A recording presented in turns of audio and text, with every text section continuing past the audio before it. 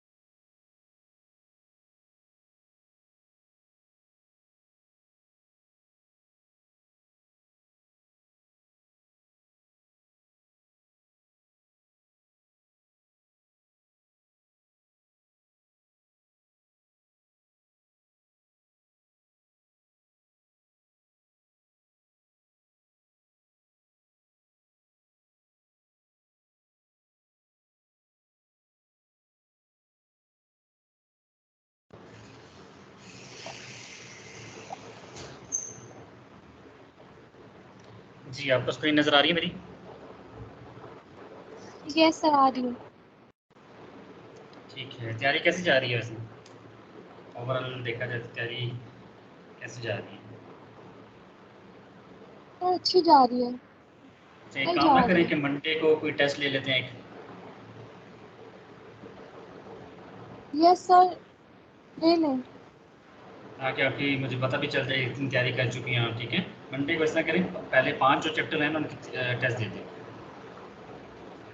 Okay sir. या first 5 chapters on Monday, तो कोई मुश्किल तो नहीं है? No sir. ठीक है, इसको अच्छे से तैयार कीजिएगा। ओके, हमने चैप्टर 6 स्टार्ट किया था about work and energy. Work के बारे में थोड़ा सा हमने पढ़ा कि वर्क क्या होता है, फिर एनर्जी को हमने कल देखा था। तो अगर आप मुझे थोड़ा सा बता दें कि वर्क और एनर्जी में क्या डिफरेंस है।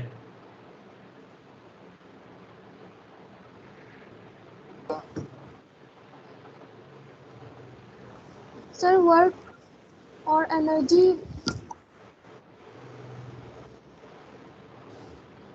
जी जी। वर्क काम है और एनर्जी। सर वर्क करने के लिए एनर्जी चाहिए होती है, कोई भी वर्क करने के लिए। और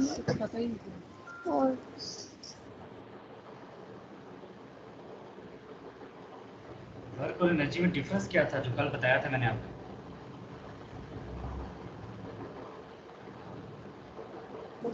सर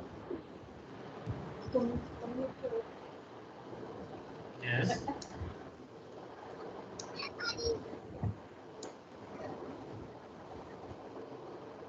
जी, वर्क मैंने बताया था ना कि हमारे पास किसी भी बॉडी पे मैं फोर्स लगाता हूँ, किसी ऑब्जेक्ट पे मैं फोर्स लगाता हूँ, तो वो मूव करती है, तो उसे हम वर्क कहते हैं। लेकिन उस फोर्स लगाने के लिए मुझे एनर्जी की ज़रूरत होती है। एनर्जी पहले नंबर पे होगी, ठीक है, एनर्जी होगी आपके अंदर, ठीक है, आपके अंदर इतनी अंदर ताकत होगी कि आप फोर्स लगा सकें, तो आप वहाँ पे वर्क कर सकेंगे। If there is a energy is present then you can do any work, ठीक है। एनर्जी क्या है? Ability to do work. लेकिन वर्क क्या है? आप फोर्स लगाते हैं किसी ऑब्जेक्ट पे, कोई भी फोर्स लगा सकते हैं, किसी तरह की भी फोर्स लगा सकते हैं। जिस तरह एक टेबल मूव कर रहे हैं तो वो डिस्प्लेस होगा, तो वो वर्क कहलाएगा,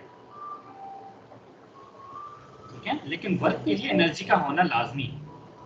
तो एनर्जी नहीं होगी तो आप काम नहीं कर सकते। जिस तरह आप बीमार हो जाते हैं तो बीमार होकर आपके अंदर एनर्जी नहीं बचती, तो एनर्जी नहीं होती, तो जिसकी वजह से आप कह सकते हैं कि आप काम नहीं कर सकते, ठीक है। तो काम ना करने का मतलब क्या हुआ कि आप अपने फोर्स नहीं लगा सकते, ठीक है, कोई बॉडी मूव नहीं कर सकते।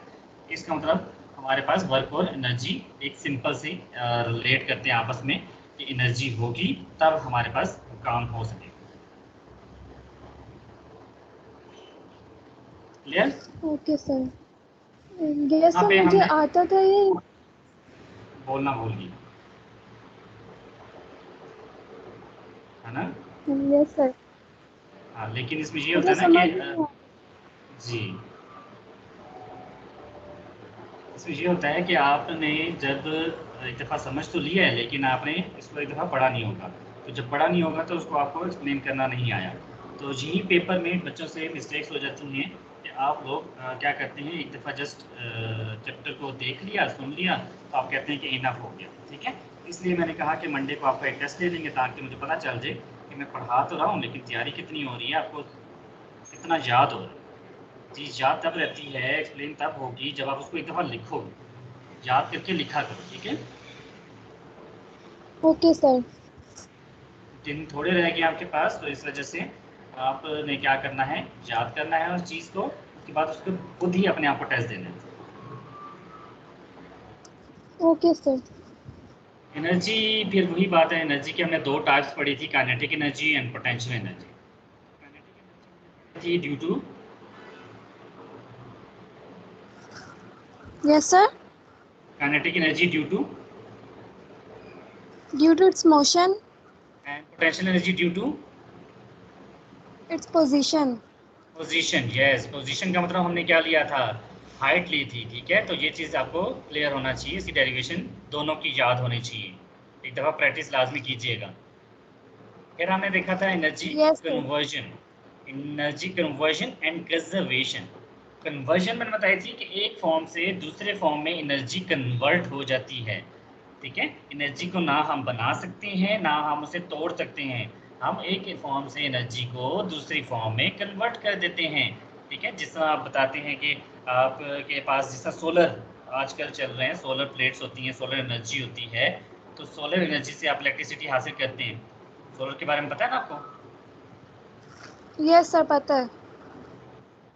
जी, सोलर एनर्जी हीट एनर्जी जो जो लाइट एनर्जी से हम बेसिकली इलेक्ट्रिसिटी प्रोवाइड करते हैं, इलेक्ट्रिसिटी जनरेट करते हैं, वो बेसिकली कन्वर्ट होती है। ऐसा नहीं है कि एनर्जी ज़ाया हो जाती है।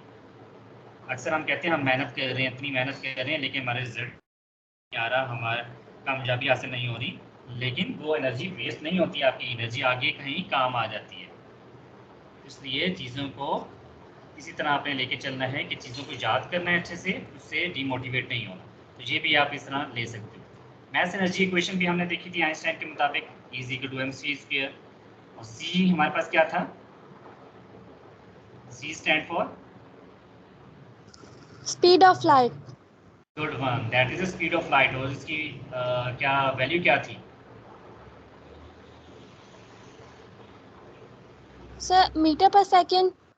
हाँ, वो तो यूनिट था ना, स्पीड का यूनिट होता है, इसकी वैल्यू फिक्स वैल्यू थी जो हमने यस सर, याद की। 3 into. 3 into, sir, 3 into 10 raised to power 8। Yes, good one, 3 into 10 power 8 इसकी वैल्यू थी, जो आपको याद होनी चाहिए। एमसीक्यूज में भी आ जाता है ऐसी चीज़ें। फिर हमारे पास रह गया एनर्जी सोर्सेज आ जाते हैं। मेजर एनर्जी सोर्सेज हमने देखने हैं। दो किस्म के एनर्जी सोर्सेज होते हैं जहाँ से जनरेट कर सकते हैं एनर्जी, हम हासिल कर सकते हैं। शुरू से जो आपके पास एंशियंट टाइम था, बहुत पुराना टाइम, ठीक है, उसमें हमारे पास जो एनर्जी ली जाती थी वो वेस्ट मटेरियल से हम एनर्जी लेते थे, ठीक है। अब यहाँ पे हमारे पास दो किस्म के एनर्जी रिसोर्सेज हमने स्टडी कर लिए, जिसमें हमारे पास पहला रिसोर्स है जिसको हम कहते हैं नॉन रिन्यूएबल एनर्जी रिसोर्सेज, ठीक है, और सेकंड वन है renewable energy resource. Non renewable का मतलब क्या हुआ, रिन्यू नहीं हो सकते, रिन्यू ना होना मतलब जो दोबारा हम हासिल नहीं कर सकते। ऐसे एनर्जी रिसोर्सेज जहाँ से हम एनर्जी तो हासिल कर रहे हैं लेकिन वो एक टाइम के लिए होती है, दोबारा उससे एनर्जी हासिल नहीं कर सकते। लेकिन रिन्यूएबल कौन से एनर्जी रिसोर्सेज होते हैं, ऐसे एनर्जी रिसोर्सेज जहाँ से हम एनर्जी बार बार हासिल कर सकते हैं, वो रिन्यूएबल एनर्जी रिसोर्सेज कहलाते हैं। डिफरेंस समझ आ गया? यस सर, आ गया। अगर एग्जांपल देखें कि नॉन रिन्यूएबल की एग्जांपल देखें जिसमें हम एनर्जी रिसोर्सेज ऐसे एक दफ़ा यूज़ करते हैं उसको दोबारा हम यूज़ नहीं कर पाते, वो एग्जांपल है कोल, नेचुरल गैस, पेट्रोलियम, ठीक है, ये हमारे पास आते हैं। जिस तरह आप पेट्रोल को जलाओ तो वो वापस हम उसको दोबारा उसको एनर्जी के लिए यूज़ तो नहीं कर सकते, वो एक दफ़ा जल गया तो जल गया। लेकिन रिन्यूएबल में क्या होता है, हम उसको दोबारा यूज़ कर सकते हैं, बार बार यूज़ कर सकते हैं। जिस तरह वाटर है, ठीक है, वाटर एक दफ़ा हम एनर्जी क्रिएट करते हैं, फिर वाटर दोबारा रिसाइकिल कर लें, फिर दोबारा रिसाइकिल कर लें, फिर दोबारा रिसाइकिल कर लें, तो वो वाटर यूज़ हो सकता है, उसका हम रिन्यूएबल एनर्जी रिसोर्सेज कहते हैं। जहाँ ओके पे सर। नेचर में, आपके वर्ल्ड में, ठीक है, जो कि एनर्जी रिसोर्सेज यूज़ किए जा रहे हैं, सबसे ज़्यादा जो यूज़ किया जा रहा है वहाँ यहाँ पे परसेंटेज यूज़ की जा रही है, दैट इज़ पेट्रोलियम, पेट्रोल वगैरह यूज़ किए जा रहे हैं, ठीक है। Yes sir. उसके बाद हमारे पास कोयला, जो कोयला आप बारबेक्यू के लिए भी यूज़ करते हैं, इससे हम एनर्जी हासिल कर रहे होते हैं। पहले स्टीम इंजन होते थे जिससे हम कोयला यूज़ करके उस इंजन को मैकेनिकल वर्क करवाते थे। फिर नेचुरल गैस, जो घरों में गैस आ रही होती है, ठीक है, जिससे आप खाना पकाते हैं, कुकिंग करते हैं, तो वो बेसिकली 23% उसकी है। फिर न्यूक्लियर, फिर हाइड्रो इलेक्ट्रिक, फिर आपके पास अदर जितनी भी हैं जिसमें विंड, सोलर, बायोफ्यूल, सोलर भी अभी कम है, ठीक है, अदर जितनी भी हैं उससे हम एनर्जी हासिल कर सकते हैं, लेकिन बहुत कम हम इस तरह की एनर्जी रिसोर्सेज यूज़ कर रहे हैं। लेकिन आजकल ट्रेंडिंग में आ गया सोलर, तो ट्रेंड सोलर ज़्यादा यूज़ करना स्टार्ट हो रहे हैं लोग, ठीक है, बजाय इसके कि वो वाटर से या विंड से एनर्जी ऑब्टेन करें या वाटर से एनर्जी लें, वो सोलर की तरफ आ रहे हैं।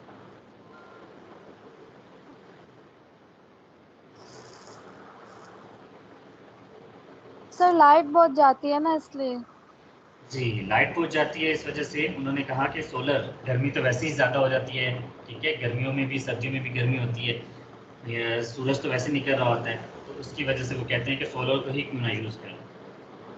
लेकिन इसके एक छोटा सा फॉल्ट है इसके अंदर, ठीक है, क्या इसमें कि अगर जिस दिन बादल आ जाए तो उस दिन सोलर यूज़ नहीं कर सकते, फिर वाटर को यूज़ करना पड़ता है, तो बारिशें जब आना स्टार्ट हो जाए तो जी फिर सर। मुश्किल हो जाता है, इसलिए दोनों का होना लाजमी है।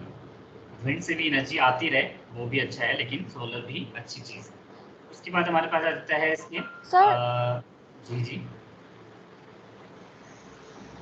सर हमारे घर में मेरे दादा ने और अब्बू ने बैटरीज लगाई हुई हैं बिजली की, और वो बहुत अच्छी हैं, मुझे लगता है सोलर से भी अच्छी हैं। मतलब जब लाइट जाती है तो वो फौरन ऑन हो जाती हैं, उससे चार्जिंग करनी पड़ती है।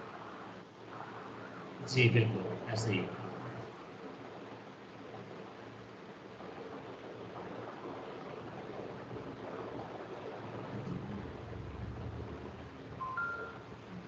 अच्छा, तो यहाँ पे हमारे पास एक और चीज़ बताइएगा कि इसका इफेक्ट क्या होता है, एनर्जी रिसोर्सेज का एनवायरनमेंट पे क्या इफेक्ट होता है। ग्रीन हाउस का इफेक्ट आता है, गैसेस रिलीज होती हैं जिसकी वजह से एनवायरनमेंट पोल्यूशन क्रिएट होना स्टार्ट हो जाता है, ठीक है, नॉइज़ जनरेटर चल रहे होते हैं, चीज़ें चल रही होती हैं, टरबाइन चलते हैं, नॉइज़ पोल्यूशन क्रिएट हो रही होती है, ठीक है।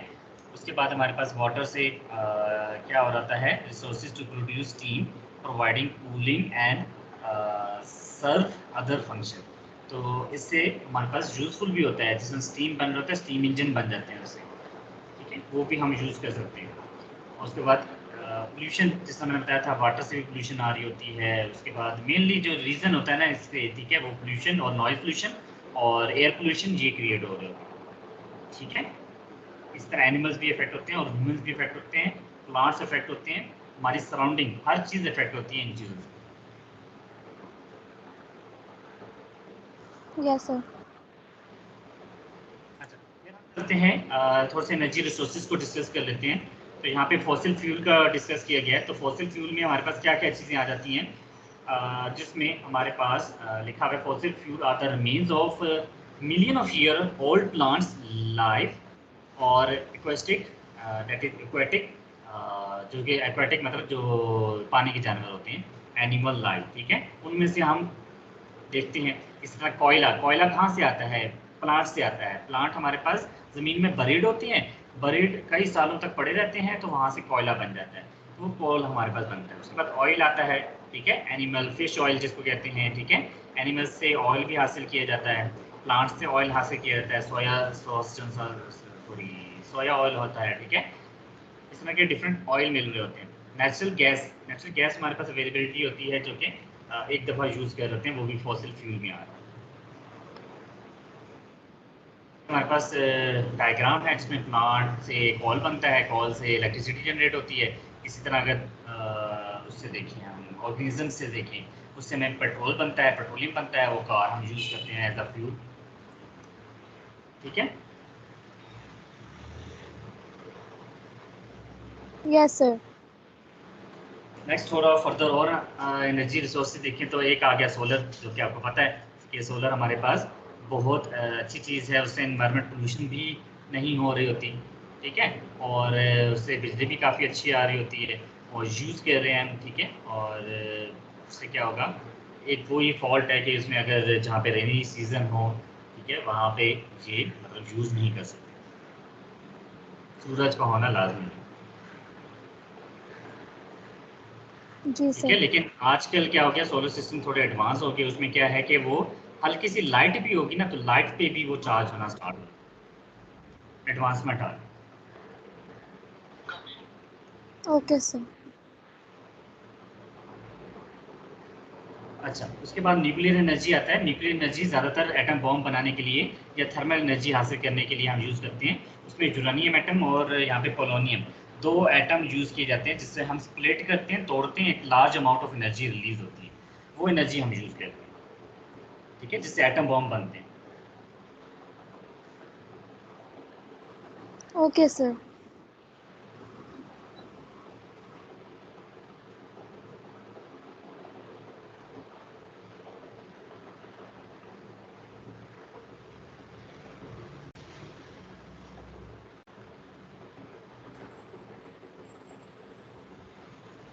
अच्छा, हमारे पास जियोथर्मल एनर्जी होती है। जियोथर्मल मतलब हमारे पास ज़मीन से जो गर्माइश आ रही होती है, ज़मीन की तरफ से जो हीट प्रोड्यूस हो रही होती है, उससे फिर हम एनर्जी ले रहे होते हैं ज़मीन के अंदर से, और उसको इलेक्ट्रिसिटी में कन्वर्ट कर रहे होते हैं। जिसमें सूरज पड़ रहा होता है ना ज़मीन पे, काफ़ी ऐसी जगह होती है जहाँ पे ज़मीन बहुत गर्म होती है, वहाँ पे फिर ये इस्तेमाल किया जाता है। वहाँ से फिर हम बेसिकली यूज़ करते हैं फॉर इलेक्ट्रिसिटी जनरेशन, ठीक है। Okay sir. एनर्जी होती है, कुछ इलाकों में फिर विंड से हम एनर्जी हासिल कर रहे होते हैं, ठीक है। हवा चल रही होती है, कहीं इलाकों में हवाएं तेज़ होती हैं, जिसकी वजह से हम wind source of energy use करते हैं, जिससे वो फैन मूव करता है और इलेक्ट्रिसिटी जनरेट होती है। फिर energy from biomass, biomass mean वही जो हमारे पास एनिमल वेस्ट होता है, मटेरियल, ठीक है। वो हमारे पास बरीड होता है ज़मीन के अंदर, जिसकी वजह से हम यूज़ कर रहे होते हैं एनर्जी, ठीक है। तो जिससे हमारे पास ग्रीन हाउस या इस तरह के गैसेस भी रिलीज होती हैं, जो कि हमारे पास वेस्ट से बनता है, एनिमल के वेस्ट से हम एनर्जी हासिल कर रहे होते हैं।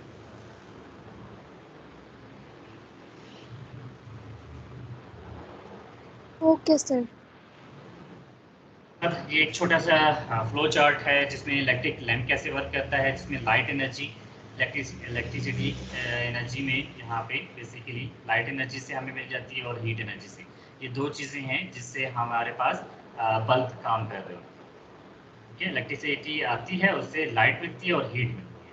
फिर एनर्जी सेवर अगर देखा जाए तो उसमें इलेक्ट्रिक एनर्जी लाइट में कन्वर्ट करती है। फिर केमिकल एनर्जी हमारे पास यहाँ पे heat energy, kinetic energy, sound energy, और काइनेटिक एनर्जी वर्क में कन्वर्ट। ये एक फ्लो चार्ट बना हुआ है जिससे हमें पता चलता है डिफरेंट फॉर्म ऑफ एनर्जी कैसे वर्क कर रही है।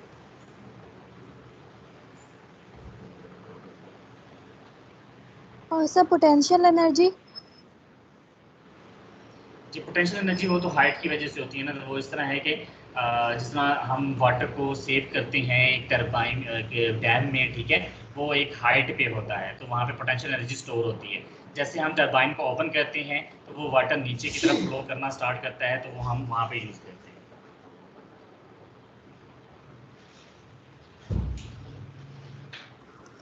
Okay sir. एफिशिएंसी हमारे पास एक टॉपिक है। एफिशिएंसी हमें किसे कहते हैं कि कोई भी हम काम कर रहे हैं तो हमें उसमें से आउटपुट कितनी मिल रही है, हम इनपुट कितनी दे रहे हैं उसमें से आउटपुट कितनी आ रही है, दैट इज कॉल्ड एफिशिएंसी, ठीक है। वो एफिशिएंसी हमें बता रही होती है।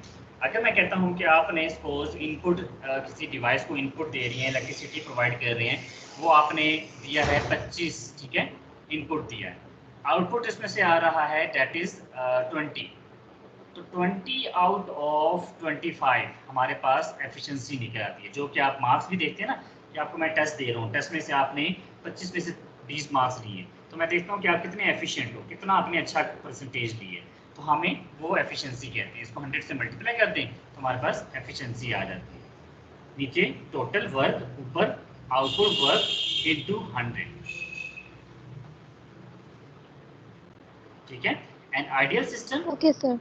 is that which gives an output equal to the total energy। जितनी एनर्जी हम प्रोवाइड कर रहे होते हैं उतना ही आउटपुट वर्क आ रहा होता है, वो आइडियल काम हो रहा होता है, उसमें 100% एफिशिएंसी अचीव हो रही होती है। लेकिन इट इज़ नॉट पॉसिबल, इंसान ये कोशिश कर रहे होते हैं कि वो 100% करें लेकिन वो कर नहीं पाते, 100% कभी भी पॉसिबल नहीं। तो ये इसका फार्मूला यहाँ पे लिखा हुआ है, efficiency useful work divided by input, ठीक है, या useful energy divided by energy input. इसी तरह ये फॉर्मूला अगर देखें, W output W input, energy output energy input, अगर परसेंटेज निकालनी हो तो इसको 100 से मल्टीप्लाई कर दें तो एफिशिएंसी की परसेंटेज निकल आती है, ठीक है। देखो यहाँ पे एक डायग्राम दी ओके गई सर। है जिसमें हमारे पास एक पर्सन है जो इसे एक चीज़ को रोल करके लेके जा रहा है और एक पर्सन उसको बेसिकली रोल करने की कोशिश कर रहा है और रोल नहीं हो पा रहा, तो कौन सा जीतेगा, ये रोलर वाला जो कि बॉल से कर रहा है या बॉक्स से कर रहा है? सर जो बॉल से कर रहे हैं।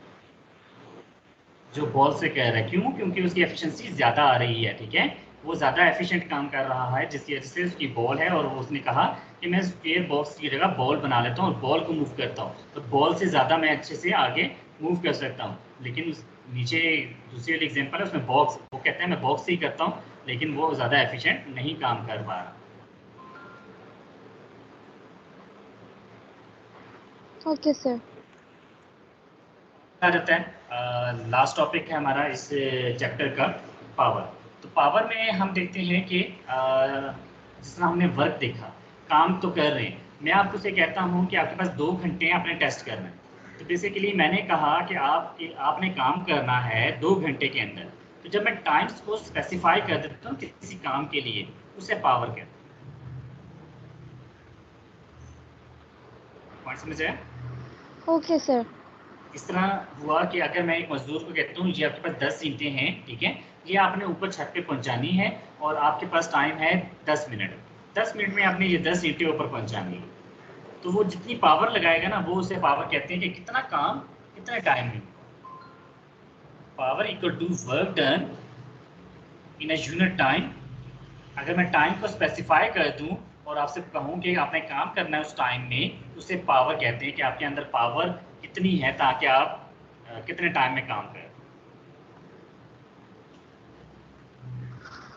Okay sir. ठीक है, इसका फार्मूला भी यहाँ पे लिखा हुआ है और यहाँ पे लिखा हुआ है 2 persons have done equal work, one took 1 hour to complete, ठीक है, 1 घंटा एक ने लिया और अदर कंप्लीटेड इन 5 आवर, ठीक है, दूसरे ने 5 घंटे लिए।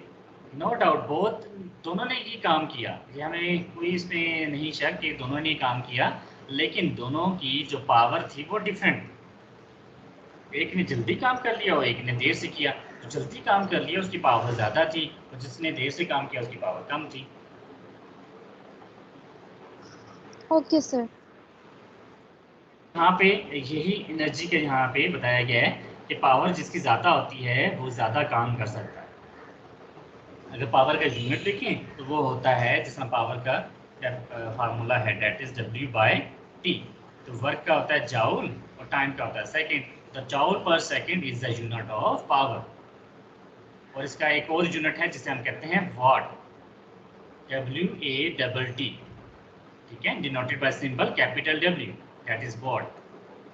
और एक और बड़ा यूनिट है जिसे हम कहते हैं HP, 1 horse power. 1 horse power equal to 746 watt के बराबर होता है, जिसका बड़ा यूनिट। क्लियर यहाँ तक? सर ये हॉर्स पावर क्या है? Horse power unit of power है, जो कि एक बड़ा यूनिट है पावर का, ठीक है, जिसे हॉर्स पावर कह रहे हैं, जो कि 746 ऑफ वाट के बराबर। Okay sir. यहाँ तक क्लियर? Yes sir, clear. यहाँ तक हमारा चैप्टर भी कंप्लीट होता है, ठीक है। कोई क्वेश्चन है यहाँ तक?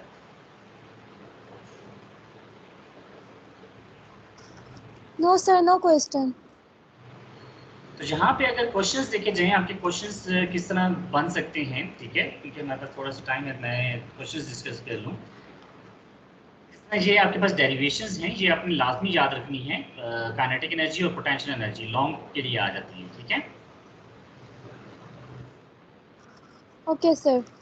इसी तरह वर्क में से न्यूमेरिकल बन जाता है कि अगर हमारे पास डिस्टेंस आपने कवर किया है कितने मीटर, 5 मीटर, ठीक है, और आपने फोर्स लगाई है जो कि 12 न्यूटन, 12 न्यूटन फोर्स लगाई है, और 5 मीटर आपने डिस्टेंस कवर किया, आपने वर्क फाइंड करना है। जस्ट आपने क्या करना है, F.D, ठीक है, दोनों को मल्टीप्लाई करना है, फोर्स और ओके सर।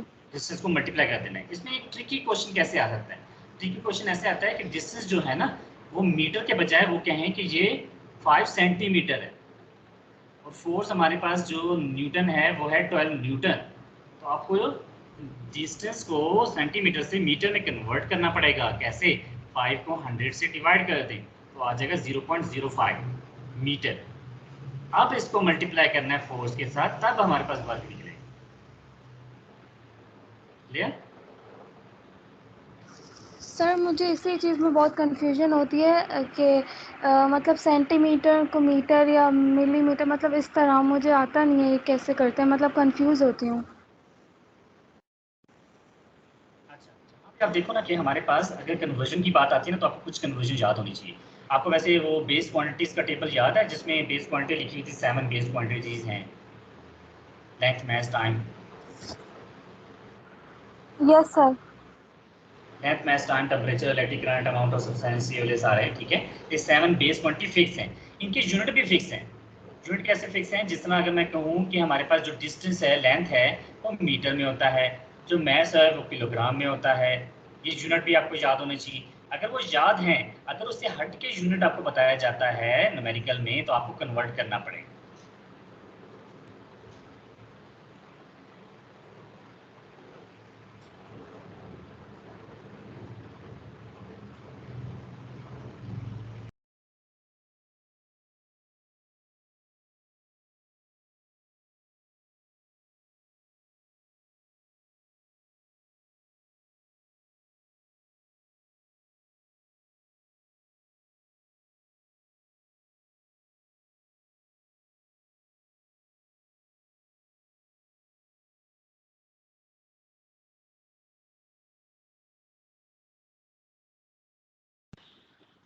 सॉरी सर, मैं डिस्कनेक्ट हो गई थी।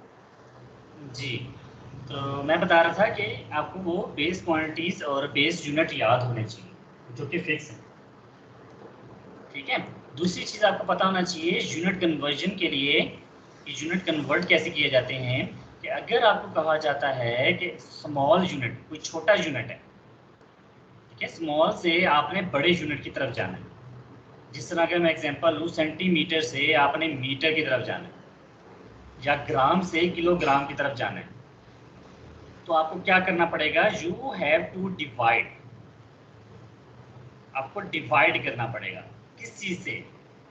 आपको उस नंबर से डिवाइड करना पड़ेगा जो कि कन्वर्जन में होता है। कि जिस तरह अगर मैं कहूँ कि 1 मीटर 100 सेंटीमीटर के बराबर है, ठीक है,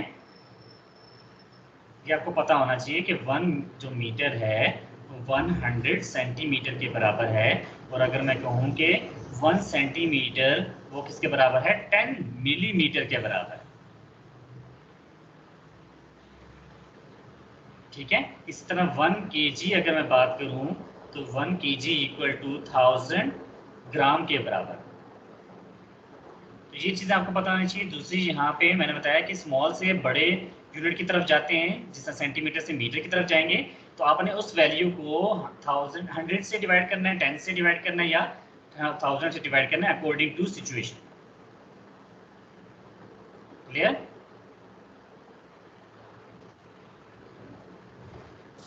सर सॉरी, मुझे कुछ समझ ही नहीं आया क्योंकि आपकी आवाज़ बहुत कट रही है, मेरा इंटरनेट सही नहीं है। रिकॉर्डिंग सुन लीजिएगा, ठीक है? रिकॉर्डिंग हो रही है तो यस वो सर, मैं सुन लीजिएगा। रिकॉर्डिंग सुन लूँगी। ठीक है, तो यहाँ पे दूसरी चीज़ है लार्ज। अगर लार्ज यूनिट है, लार्ज से हम स्मॉल यूनिट की तरफ ट्रांसफ़र होते हैं, जिस तरह मीटर से मैं कन्वर्ट होता हूँ सेंटीमीटर की तरफ, या किलोग्राम से मैं कन्वर्ट होता हूँ ग्राम की तरफ, तब हम क्या करते हैं, मल्टीप्लाई करते हैं विद द सेम नंबर। जो हमने यहाँ पे नंबर्स पढ़े, जो कन्वर्जन हमें पता है, वो हमारे पास आ जाती हैं, तो हम जस्ट उसको यूज़ करते हैं और मल्टीप्लाई करते हैं विद द वैल्यू। वैल्यू के साथ मल्टीप्लाई कर देते हैं। जिस तरह 100 मल्टीप्लाई करेंगे, अगर आपको मिला है 1 मीटर, तो आपने सेंटीमीटर में कन्वर्ट करना है। आपको न्यूमेरिकल में कहा कि सेंटीमीटर कन्वर्ट करें, तो आप करेंगे 1 को मल्टीप्लाई करेंगे 100 से, दैट गिव्स अस 100 सेंटीमीटर। तो ये आपके पास छोटी सी कन्वर्जन है, small to large, large to small. ये आपको पता होना चाहिए। बाकी जी आपको वैल्यूज पता होना चाहिए, जो कि 100 है, 10 है, इस तरह 1000 है। फिर आपको वो प्रीफिक्सेस याद होने चाहिए। प्रीफिक्सेस में हमारे पास क्या, नैनो आ जाता है, माइक्रो आ जाता है, मेगा आ जाता है, किलो आ जाता है, गीगा आ जाता है। ये सारी वैल्यूज आपको पता